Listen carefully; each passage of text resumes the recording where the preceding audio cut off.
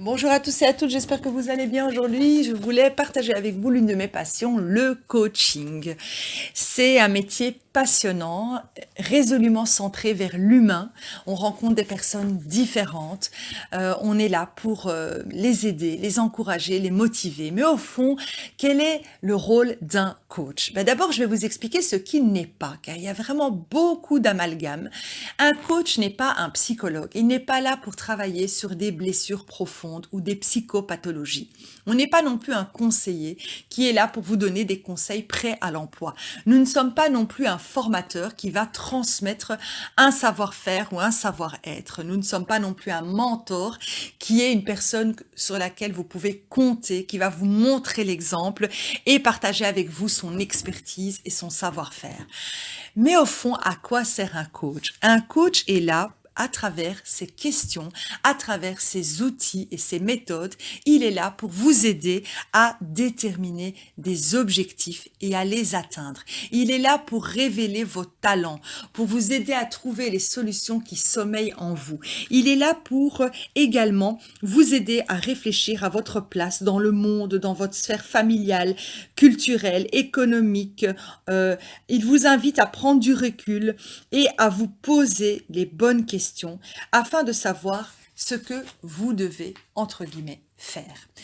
En général, on va voir un coach parce que on aspire à du changement, parce qu'on en a marre de répéter certains schémas, parce qu'on a envie de se lancer dans un nouveau défi, un nouveau challenge, un nouveau projet. En ce qui concerne le coaching de vie, étant donné que l'être humain est complexe et qu'il a une vie très riche et variée, on travaille sur diverses thématiques. J'ai envie de dire que c'est la branche du coaching qui est la plus large parce qu'on va travailler votre relation avec vous-même, vous aider à apprendre à vous connaître. On va travailler les relations avec les autres, c'est-à-dire votre sphère familiale, amicale, amoureuse, professionnelle. On va travailler la communication, la confiance et l'estime de soi, la gestion des émotions, mais également votre motivation. On va travailler également sur les schémas répétitifs, ce qu'on appelle les patterns. On va travailler sur vos drivers, c'est-à-dire les 5 messages contraignants qui nous proviennent de l'analyse transactionnelle, le fait plaisir, le sois fort, le fait des efforts, le sois parfait et le dépêche-toi. On va aussi travailler sur vos croyances limitantes, car vous en avez énormément, comme tout un chacun. On va aussi travailler l'affirmation de soi, la prise de parole en public, la timidité. Donc voilà, vous verrez qu'il y a vraiment énormément de sujets, et notamment, par exemple, celui qui revient souvent, la gestion des conflits. Alors, comment est-ce qu'on fait ça? D'abord, il faut savoir que faut d'abord bien choisir votre coach. Vous assurer que le coach est formé, qu'il a de l'expérience. Le bouche à oreille peut être aussi un bon indicateur, mais sachez que ce n'est pas non plus gage de réussite. Ce n'est pas parce que tout le monde vous dit « Oh, il est super ce coach » que ça va fonctionner. Pourquoi? Parce qu'il faut faire attention à votre feeling, votre 6e sens. Il faut vous sentir en sécurité, vous sentir écouté, vous sentir face à quelqu'un envers qui vous avez tout simplement confiance. Et ça dépend d'une personne à l'autre. C'est une question de feeling. On peut avoir quelqu'un de super compétent, mais on n'a pas le feeling. On ne sait pas pourquoi. Écoutez-vous et changez autant que nécessaire jusqu'à ce que vous trouviez le bon coach. Et c'est ce qu'on préconise aussi pour le psychologue. C'est la même chose. Il faut se sentir bien, se sentir écouté, compris, etc. Lorsque vous êtes face à ce coach, il faut savoir qu'un bon coach, eh bien, il a une obligation d'abord de traiter toutes les personnes de la même manière, de ne jamais juger la personne qui est en face de lui, d'instaurer un climat de confiance. Il est censé également avoir fait son propre travail de développement personnel. C'est important qu'il ait fait soit de sa thérapie, soit de son coaching. Moi-même, je l'ai fait. Pourquoi? Parce que c'est pour éviter des transferts, d'éviter que lorsqu'on est face à quelqu'un, eh bien, ce qu'on voit chez la personne, c'est au fait nos propres failles, nos propres blessures, nos propres dysfonctionnements. Donc c'est important d'avoir fait notre travail.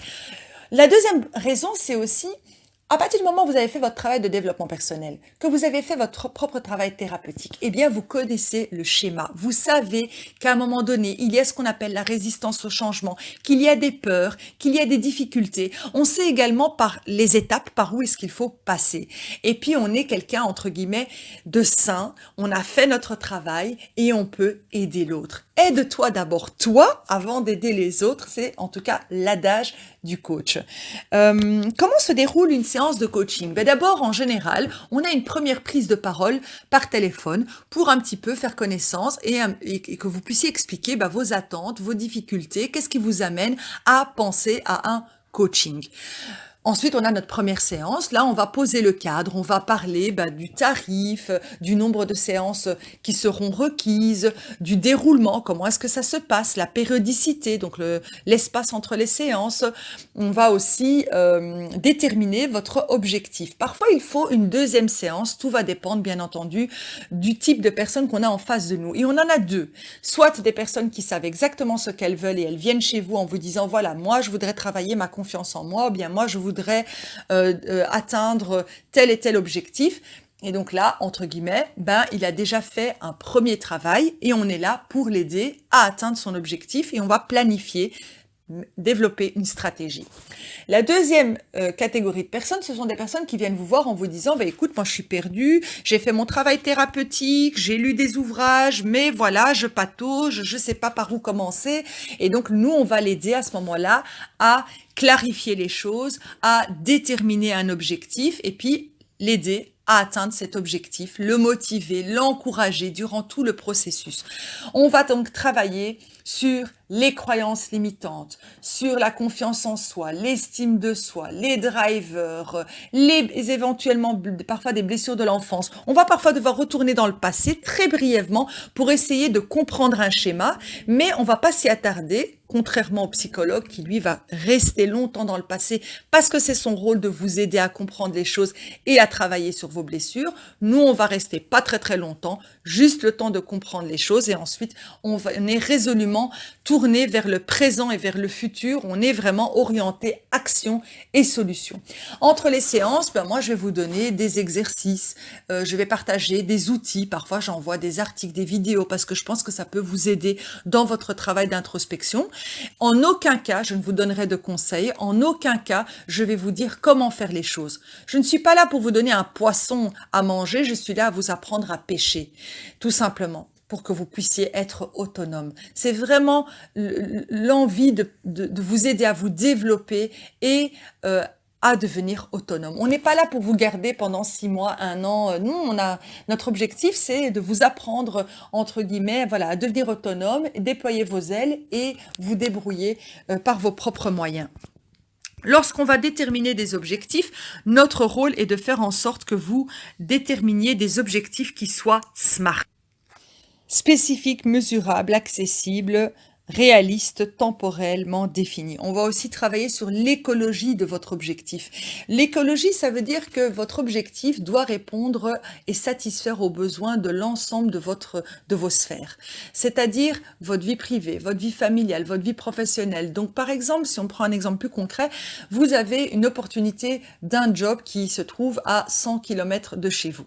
Et donc, vous savez que vous allez être épanoui, super content, parce que vraiment, vous allez avoir plus de responsabilités. C'est un challenge, une opportunité à ne pas rater.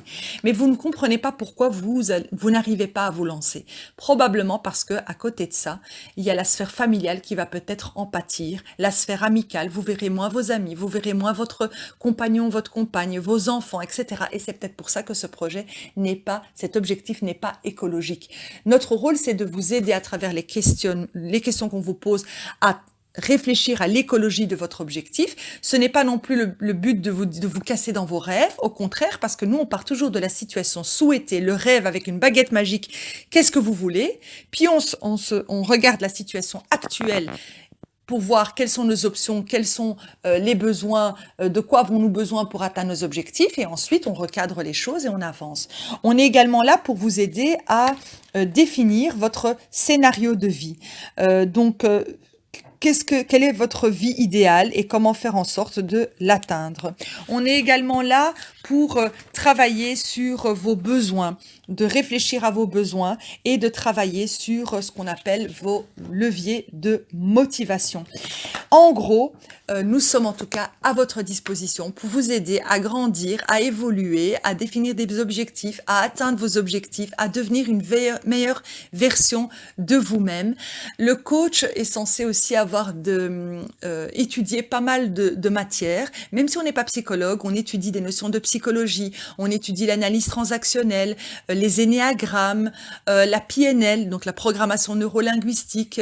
Donc voilà, tout ce qui peut nous permettre de comprendre le processus, le fonctionnement de l'être humain, avec sa psychologie, avec ses comportements, et pour pouvoir tout simplement vous donner les bons outils et vous aider. Et je dirais que voilà, chaque coach a sa boîte à outils, a sa manière d'être, son comportement, sa personnalité fait aussi beaucoup. Et on essaie en tout cas de tisser des liens, de faire preuve de beaucoup d'empathie, d'écoute active, de compréhension. On ne vous juge pas et c'est ça qui est très important. Donc voilà, voyez-nous comme un partenaire de succès qui va vous mener vers le succès, tout en sachant que nous avons un rôle limité, puisqu'on a une obligation de moyens et pas de résultats. Pourquoi? Parce que c'est vous qui faites le plus gros du travail. Et nous, on est là pour vous aider, pour vous encourager. Voilà, j'espère en tout cas que vous avez une meilleure vue du coaching de vie. N'hésitez pas à visiter notre site internet improvingls.be, notre page Facebook, à nous contacter si vous avez des questions, des remarques, des suggestions. Et voilà, en tout cas, on vous souhaite une très très bonne journée et à très très bientôt.